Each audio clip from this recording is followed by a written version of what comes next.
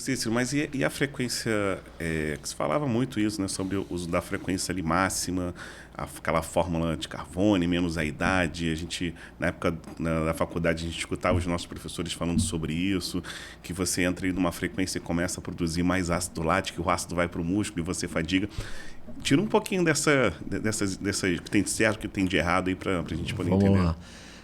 Assim, se você for usar isso talvez para uma população geral, uma população que talvez não esteja buscando performance, e são pessoas que vão treinar de repente numa zona de intensidade leve ou moderada, ali, mais tempo de leve e moderado, talvez a frequência cardíaca seja um bom parâmetro, né? Quando você vai treinar em alta intensidade, é que tem esse problema do tempo que a frequência leva para ajustar e chegar lá em cima. Então, assim, para treinos de alta intensidade, a frequência não é... Eu não considero um bom parâmetro. Por exemplo, você vai fazer um atleta que chega a correr a 24 por hora no futebol. Se ele der um tiro a 24 por hora, ou se ele der um tiro a 32 por hora, isso tem uma diferença para o músculo. Mas talvez para o coração a frequência vai se manter no limite ali, né? Então, assim, no limite máximo. E ele está em velocidades bem diferentes. Uma hora ele está a 25, uma hora ele está a 30, 32. Então, assim, para esses estímulos, intensidades, eu já não considero a frequência. Mas para estímulo leve e moderado, a frequência é um bom parâmetro. Bom parâmetro, inclusive, de recuperação, né? Tem uma outra forma que a gente tem, que é, por exemplo, você está vindo desgastado. Eu faço um teste com você. Antes de começar o treino, eu peço para você fazer uma volta, por exemplo, na pista de atletismo. E aí eu vou medir a tua frequência cardíaca. Você faz ali uma volta forte. E aí você vai ver a frequência cardíaca. Só que você tem que comparar isso. Então hoje eu estou muito bem, estou recuperado. Qual foi a frequência? Nesse tiro aqui minha frequência chegou a 150 batimentos. Então, ou seja, eu tenho uma ideia de que quando eu estou bem condicionado, bem recuperado, para manter essa volta de 400 metros, eu tenho uma frequência de 150. Se algum outro dia eu quiser fazer esse teste com você e tua frequência nessa volta de 400 metros ela ficar acima de 150, eu já sei que você não está recuperado completamente. Então eu uso a frequência cardíaca também para identificar estado de recuperação. Então, assim, eu consigo olhar, porque eu tenho uma associação para manter essa intensidade num dia bom, recuperado, ele tem 150. Num dia que ele não está recuperado, para fazer essa mesma coisa, ele subiu para 153, 154. Então, ou seja, eu já sei que aquilo ali não ficou bom. Então, ele não está recuperado, porque senão a frequência dele... Ou ele está desidratado, ele começou o treino desidratado. Aquela história que você falou, treino de manhã ou treino à tarde. Se você vai treinar às 8 da manhã, você precisa acordar às 6. Você precisa comer, você precisa beber água, para você chegar no treino hidratado e alimentado. Se o cara come 30 minutos antes, 20 minutos antes, certamente no treino ele não vai render tão bem. Então, assim, tem essas... É uma orientação nutricional, né? Que o nutricionista tem que fazer isso. Você precisa acordar antes, 2 horas antes, pelo menos, né? Se for 8 da manhã, para a pessoa não ter que acordar às 5 da manhã, e você precisa se alimentar, ingerir essa quantidade de água aqui antes do treino, para você começar o treino hidratado e alimentado. Entendeu? Então, assim, acho que a frequência cardíaca ela tem muitas funções fundamentais assim, dentro da prescrição. Mas talvez, quando você vai trabalhar com atletas que queiram performance, ela não seja... No ciclismo, por exemplo, a gente usa potência. E aí você precisa de sensores de potência no ciclismo. Então, assim, que é o pedal, né? Ou é o pé de vela, que é aquele braçozinho do pedal, ou é o pedal. Então, aquilo ali são, na verdade, tem as bicicletas que o pessoal vê aí andando na rua, né? Speed. Aquilo ali são os sensores de potência. Às vezes aquilo ali é tão caro quanto a bicicleta. Então, assim, a gente já usa potência porque quando eu imprimir força no pedal, eu vou ver a potência subir. A minha frequência cardíaca nem mudou ainda, mas eu já vi que minha potência subiu. Então, eu calculo a carga pela potência. Então, assim, cada esporte ele tem o seu controle de carga ótimo, né? Assim, nos esportes de endurance, a frequência cardíaca ela tem esse papel relacionado à hidratação, esse papel relacionado à recuperação. Tem treinos regenerativos que às vezes eu prescrevo por frequência cardíaca. Porque eu falo assim, hoje você tem para fazer um treino, não passa de 110, 120 batimentos.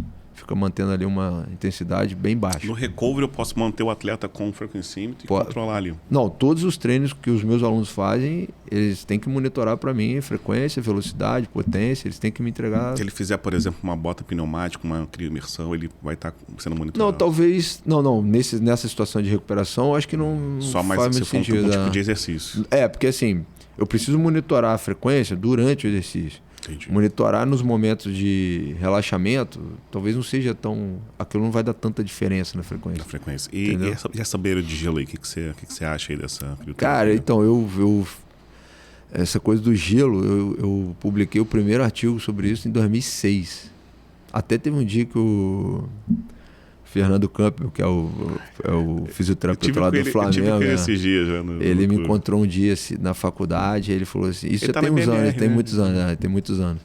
Ele falou assim, cara, eu não o conhecia ainda. Ele falou assim, cara, você que é o Cícero, você publicou um trabalho, isso já tem, sei lá, mais de 10 anos, né? Se você publicou um trabalho sobre crioterapia, eu falei, foi eu mesmo, pô, cara, toda vez que eu vou dar aula de pós-graduação, eu cito esse trabalho teu e tal. Assim, o que acontece, né? O que a gente vem percebendo com o tempo? A crioterapia, ela tem uma função importante na diminuição na sensação de dor, na percepção de dor, né? Mas assim, ela não tem uma capacidade regenerativa muscular. Como se falava que fazia vasoconstrição e removava o ácido lático. Isso é tudo em teoria, né? As pessoas falam muito isso em teoria. Então, assim, o estímulo da crioterapia está mais relacionado a essa percepção de dor, diminuir a sensação de dor. Então, o atleta, se ele tiver que fazer um treino no dia seguinte, ele vai estar com uma sensação de dor menor. Mas a regeneração tecidual ela não é afetada pela crioterapia. O que a gente percebe que às vezes melhora? Massagem, às vezes, tem um efeito regenerativo melhor do que a crioterapia, né? Então, assim, por isso que hoje os fisioterapeutas, normalmente, quando eles querem atacar no sentido de recuperar mais rápido o atleta, eles usam todas as estratégias. Entendeu? O cara vai fazer a massagem, vai fazer a crioterapia, vai fazer a bota de compressão. Porque cada uma... Por que ele não usa uma só? Se uma só fosse ótima para tudo. Porque a massagem vai servir para uma coisa, a crioterapia para outra, a bota de compressão para outra. Entendeu? Então, assim, isso já tem... Antes da bota era meia de compressão, né? Não era bota de compressão, era meia de compressão. Então, assim, já tem trabalhos que mostram o efeito da meia de compressão. Tem muitos atletas que, às vezes, eles, quando não estão fazendo, eles estão usando meia de compressão. Tem viagens, né? Viagens, exatamente. Então, assim, cada um ali tem um papel. Para talvez diminuir um pouquinho a sensação de dor, para melhorar um pouquinho ali o fluxo de sangue. Então, assim, normalmente no esporte profissional, você faz todas as estratégias. Você não faz uma só. Legal. Eu tô lembrando aqui de uma situação...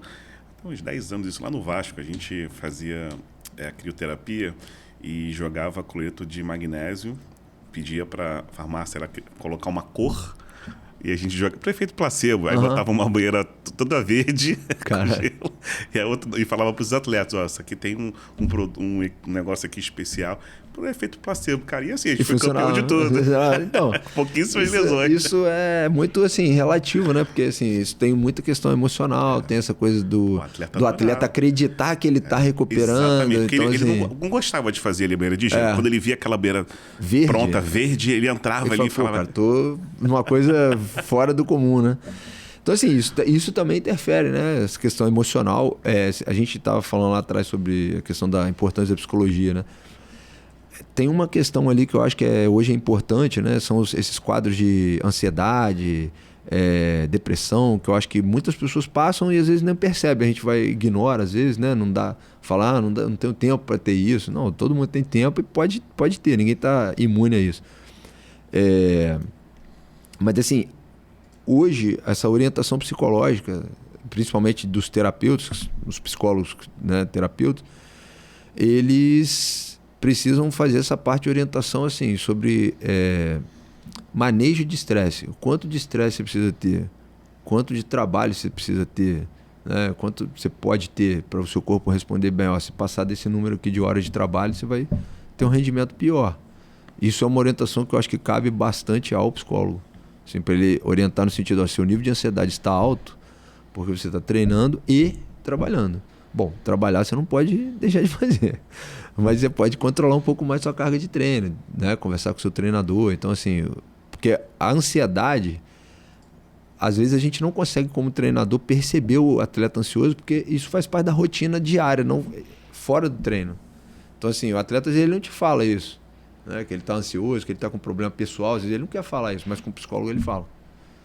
Pô, não, briguei com minha esposa, briguei com meu esposo, estou com um problema familiar, pai, mãe, filho, hoje cachorro, gato, né, os animais, Então, assim, tem uma questão ali que às vezes o psicólogo identifica que a gente não consegue. Então, assim, também fazer essa ponte com todos os profissionais, né, é importante. Então, assim, de vez em quando você mandar uma mensagem, falar como é que tá aí o fulano de tal, tem alguma coisa aí que você queira me atualizar sobre o quadro dele, que eu preciso corrigir aqui, preciso melhorar, adaptar.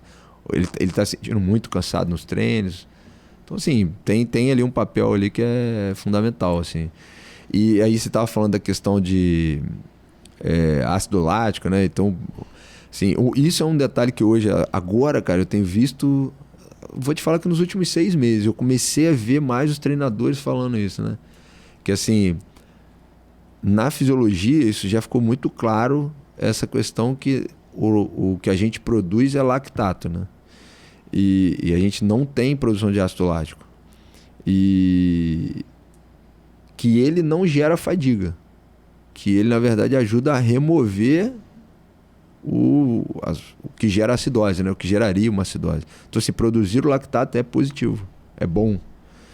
E aí essas estratégias de recuperação, né? A gente está falando da bota, da crioterapia e tal, elas não interferem nesse metabolismo. Porque, assim, quando você coloca lá o cara na banheira de gelo, aquela baixa temperatura ela vai chegar até 8 milímetros na sua pele. Ela nem chega nem perto do teu músculo. Então, assim, ele não vai afetar a produção de lactato do músculo e também é bom que ele não interfira nisso.